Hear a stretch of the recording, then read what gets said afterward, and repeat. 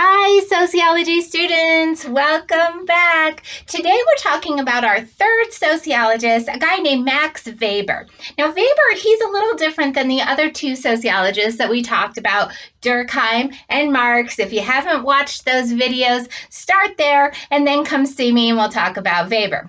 Okay, so Weber's different. His story is a little different.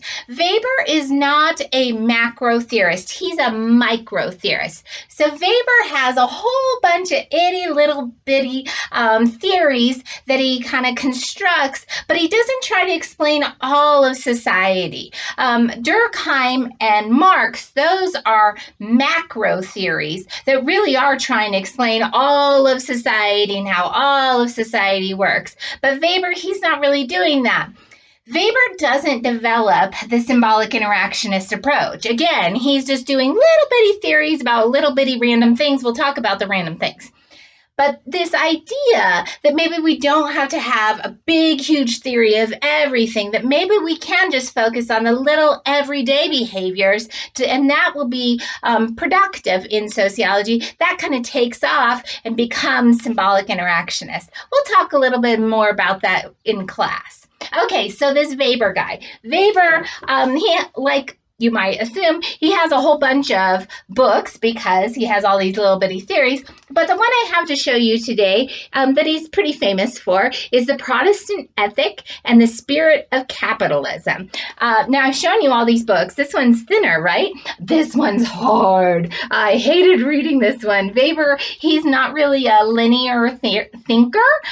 So he's kind of over here and then over there, and he's all over the place. And this one is pretty challenging to read, but you could read it and you could know all about what he thinks about the Protestant ethic and the spirit of capitalism. But I'm going to summarize it for you. Basically, what Weber said is that he said that the Protestantism that developed in Europe happened at the same time as capitalism or the Industrial Revolution is happening. And those things kind of like build off each other and explode, right? That's basically what he says in that book. So he kind of takes these two ideas. He says, like, if like Protestantism hadn't really taken off while capitalism taken off, maybe they wouldn't have pushed off each other to make it just explode so quickly. But because they both kind of took rise and they both mesh really well, it revolutionized culture all over the world.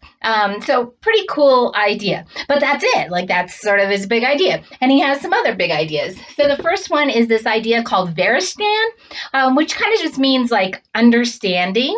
The best way I could describe it for you would be like if I say the color yellow, we all have different thoughts that pop into our minds. I love flowers, so it makes me think of a sunflower if I say yellow. Or maybe you have to drink some yellow medicine, so you think, ooh, yellow, gross. Or maybe you grew up in a yellow house, so you think of your yellow house. Whatever. We all have different meaning that we attach or understanding to different ideas and words in society. This makes doing sociology really hard because I pose a question to you. Maybe I say, how do you feel about the color yellow? Well, even the word feel and then color and yellow, all of those words have a different meaning for every single different experience in society. And so when we try to aggregate all those understandings, it gets pretty complicated. So Weber, he was pretty smart to recognize that this is kind of going to be a problem for sociologists. And we'll talk more about the problem of understanding or subjectivity when we talk about research next week. Okay, the next concept Weber talked about is ideal type.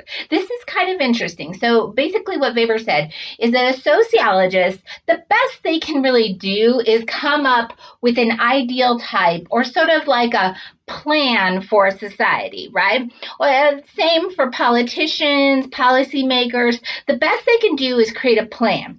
Then you take the plan or the ideal type and you put it out into the world. when you put it out into the world, people are gonna mess it up, right? Like I don't know about you guys, but when I was a kid, as soon as there was a new rule, I was like, oh, how am I gonna break this rule? Let me figure out how to go around this rule, right? Society is the same way. As soon as we put a new policy out there or we have a new ideal type and we say, hey, guys, let's try this. When we put it out there, people, they try to figure out how to work around it or avoid it or change it. Very rarely does a policymaker create a new law and then they just put it out there and everybody's like, okay, I'll do it that way. Like, that doesn't work that right. Think about the new mask regulations and the way people are freaking out about that, right? Somebody had an idea, right? And they're like, hey, let's try this. And then they roll it out and people freak out. People on every side freak out. People freak out in different ways. People try to avoid it. We've all seen the mask down here, right? So ideal type makes things really complicated for sociologists and policymakers, right? Because we might think we can come up with a solution and we can try, right? But until we actually put the solution out into society, we don't really know what's going to happen. You can't predict human behavior. Okay, the next one is bureaucracy. Bureaucracy sounds like not a very fun topic, but I actually kind of really dig it because we all do pretty ridiculous things so that we can belong in a bureaucracy. But Weber had a kind of interesting idea. He called it the iron cage. Bureaucracy, that is an iron cage. And the idea is that when you're in a bureaucracy, you're very safe, right? Like everything's kind of safe, all these regulations, people stop at stop signs, people can't steal your money, they'll go to jail if they assault you, like you're super duper safe, right? But you're also very restricted. You're in a cage, right? I like to think of it like a library. Okay, so when I was growing up, we had this small little library. I don't think the librarian even really took very good notes of who was taking what out of the library, right? Like, just whatever, anything goes, okay? That being said, she probably lost some books, right? Because she wasn't really keeping very close tabs on everything. It wasn't very safe. Like, things happen to the poor books, right? Here in our society, like, have you guys ever accidentally walked out of the library at the on campus without at Larimer campus without checking out the book? Like, alarms go off, the doors slam shut. Like, it's serious, right? I bet they lose very few books, right? But you can't just, like, you're in a cage, right? Like, it's very strict. The boundaries are set and they're not flexible. We'll talk a lot more about bureaucracy because like I said, it's a topic that's interesting to me. Okay, the last one for today. Again, Weber had tons. Are you seeing how like random all of this is? It does not fit together. He did not have like one big theory of everything. This is really how he did it. There's like a bunch of little weird, helpful, but not particularly cohesive ideas. Okay, so the last one is the middle class. So Weber, he is writing later than Marx. And so he gets to see capitalism actually developing. And one thing that Weber recognizes is the development of this middle class. And that doesn't really make sense in Marx theory because remember, Marx said there's just owners and there's workers and there's nothing in between. There's two separate social groups and that's it. Well, Weber, he sees that this middle class is developing and it kind of changes the way he thinks about status and power and social groups.